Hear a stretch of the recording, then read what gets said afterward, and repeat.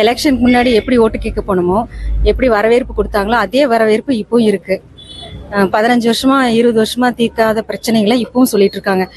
15 வருஷமா எங்க ஊருக்கு லைட் இல்ல, குடிதண்ணீர் வசதி இல்ல, சாலை வசதி இல்ல, கழிவுநீர் வாய்க்கால் வசதி இல்லைன்னு சொல்லிட்டு தான் இருக்காங்க. இப்போ அதே தான் சொல்லிட்டு இருக்காங்க.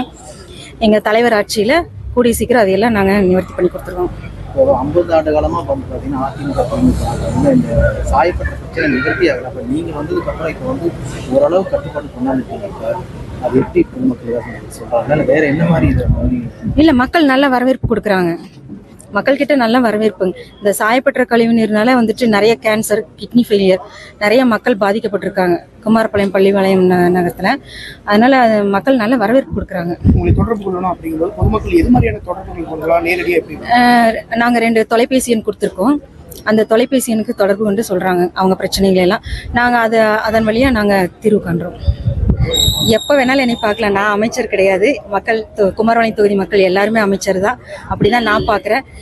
நானும் கவர்மெண்ட் சர்வெண்ட் தான். நானும் சம்பளம் வாங்குற, மக்கள் சேவை செய்கிற ஒரு சர்வெண்ட் தான். அதனால எப்போ வேணாலும் என்னை பார்க்கலாம்.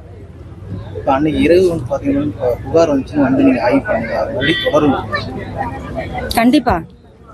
எங்க என்ன நடந்தாலும் தொடரும். எவ்வளவு மணி நேரம்னாலும் கண்டிப்பா.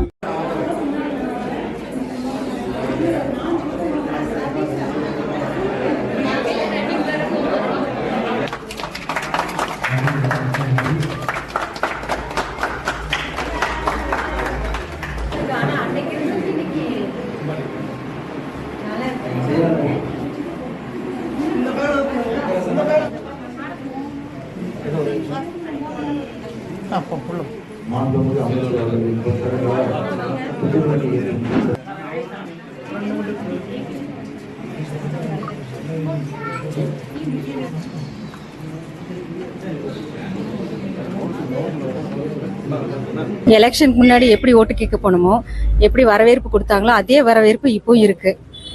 15 வருஷமா 20 வருஷமா தீர்க்காத பிரச்சனைகளை இப்பவும் சொல்லிட்டு இருக்காங்க.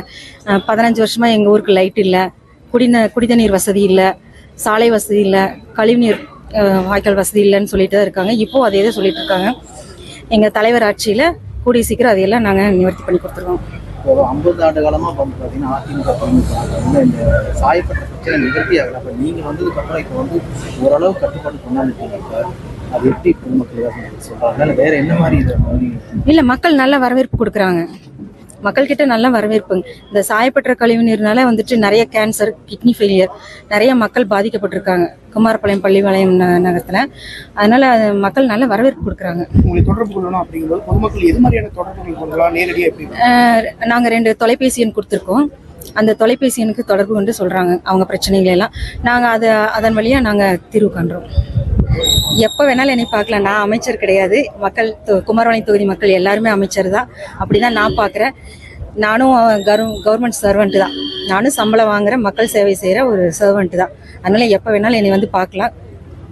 அன்னைக்கு இரவு பார்த்தீங்கன்னா புகார் வந்துச்சுன்னு நீங்க ஆய்வு பண்ணுங்க. தொடரும் கண்டிப்பா. எங்க என்ன நடந்தாலும் தொடரும். எவ்வளவு மணி நேரம்னாலும் கண்டிப்பா.